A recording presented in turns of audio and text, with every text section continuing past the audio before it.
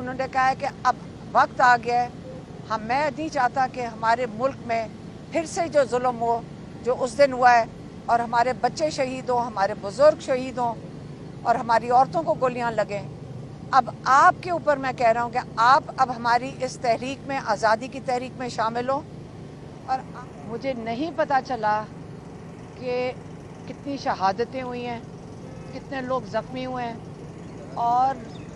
کتنے لوگ اس وقت لاپتہ ہیں، کیونکہ لاپتہ جو لوگ ہیں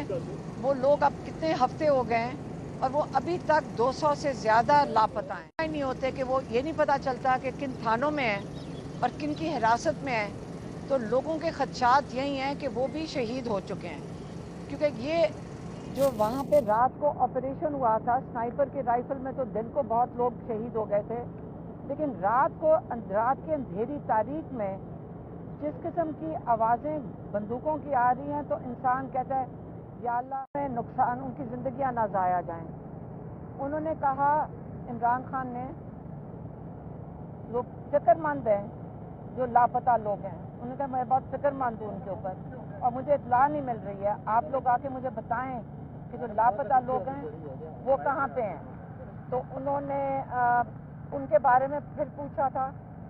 اور 15 دسمبر 2024 یہ یوم شہداء کا دن مقرر کر دیا انہوں نے کہا ہے کہ نہ تو صرف پشاور میں جہاں پہ لوگ جمع ہوں گے کیونکہ وہاں جمع ہو سکتے ہیں، بلکہ پوری دنیا میں، پاکستان میں آپ نے یہ یوم شہداء کا دن پہ شامل ہونا ہے۔ یہ وہ دن ہے جس دن آپ نے شہداء کے لیے دعا کرنی ہے، آپ نے ان کے لواحقین کے لیے دعا کرنی ہے تاکہ اللہ تعالیٰ ان کو صبر دے، کیونکہ ابھی بہت لوگ ہیں جو پریشان پھر رہے ہیں، بہت لوگ ہیں جو اٹھائے جا رہے ہیں، لیکن وہ کہتے ہیں سب حوصلہ رکھیں، ہر وقت گزر جاتا ہے، یہ نہیں ہے کہ یہ وقت رہے گا۔ پھر انہوں نے دہرایا ہے کہ ظلم کا نظام، کفر کا نظام چل سکتا ہے، ظلم کا نہیں چلے گا، اور یہ نہیں ہم قبول کریں گے۔ انہوں نے یہ بھی کہا ہے کہ آپ سب کو جا کر بتا دیں کہ کیونکہ میں نے ایک ڈیڈ لائن دے دی ہے، میں نے 2 مطالبے کیے ہیں، کیونکہ اب پہلے صرف 9 مئی کا مطالبہ تھا، اب میں نے اس کے اندر 26 نومبر کا مطالبہ اس میں شامل کر دیا ہے۔ یہ 2 واقعات جس کے اندر پہلی دفعہ بھی ہمارے 16 لوگ شہید ہوئے تھے، لیکن اس باری بہت زیادہ کثیر سے لوگ شہید ہوئے ہیں اور چھپائی جا رہی ہے بات۔ وہ چاہتے ہیں کہ 3 سینئر موسٹ ججز سپریم کورٹ کے اس جے آئی ٹی کی سربراہی کریں، اور اس جے آئی ٹی کی یہ ساری انویسٹیگیشن کریں، جس کے اندر دونوں جب سانحہ ہوئے ہیں ان کی جو سی سی ٹی وی فوٹیج ہے اس کے بغیر یہ تحقیقات بالکل نامکمل ہیں۔ کسی ایک پولیس والا آ کے گواہی دے دے کہ جی 400 لوگ میں نے دیکھے تھے، تو وہ ہمیں قبول نہیں ہے۔ تو ایک یہ مطالبہ ہے۔ دوسرا، جو ناحق قید میں ہے، ناحق ایف آئی آر ہیں، یہ آپ ختم کریں گے، کیونکہ آپ کو پتہ یہ ناجائز ہیں۔ یہ دونوں چیزیں اگر مطالبات پورے نہیں ہوتے تو انہوں نے پھر سے پیغام بھیجا ہے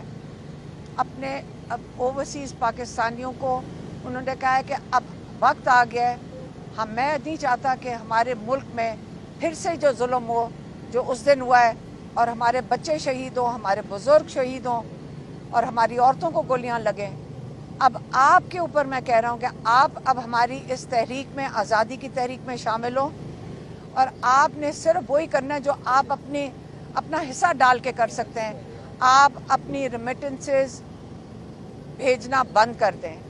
جب آپ ریمیٹنسز، آپ کے ڈالرز کے اوپر یہ لوگ چل رہے ہیں، آپ جب اپنے ڈالرز نہیں بھیجیں گے، یہ ڈالرز ناحق استعمال ہو رہے ہیں۔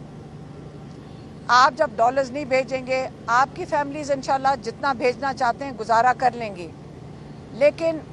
آپ پہ یہ ظلم کر رہے ہیں۔ آپ کے فیملیز کو یہاں پاکستان میں دھمکیاں دیتے ہیں، آپ کو یہاں فون کر کر کے ملک سے باہر دھمکیاں دے رہے ہیں، اور آپ کو یہ کہہ رہے ہیں آپ کے پاسپورٹ کینسل کر دیے جائیں گے۔ آپ پاکستان میں انٹر کریں گے لوگوں کو یہ کہا جا رہا ہے کہ آپ سوشل میڈیا پہ ایکٹیو ہیں، آپ نے وہاں پہ کوئی بات کر دی ہے، جب آپ لینڈ کریں گے پاکستان میں ہم آپ کو قید میں ڈال دیں گے، تو آپ پاکستان نہیں آ سک رہے ہیں، آپ اپنے ملک میں نہیں آ سک رہے. تو آپ نے اب ٹائم آ گیا ہے کہ آپ اس تحریک میں نہ تو صرف اب حصہ لیں گے، انشاءاللہ جب پاکستان بنانے کا وقت ٹائم آئے گا اور ہم یہ پاکستان جب بنائیں گے، آپ ہی لوگ ہیں جنہوں نے آ کے پاکستان میں نالج بھی لے کر آنی ہے، آپ نے سرمایہ بھی لے کر آنا ہے، اور ہم نے اپنے پاکستان کو اپنے پاؤں پہ کھڑا کرنا ہے. یہ عمران خان کا انشاءاللہ پیغام تھا.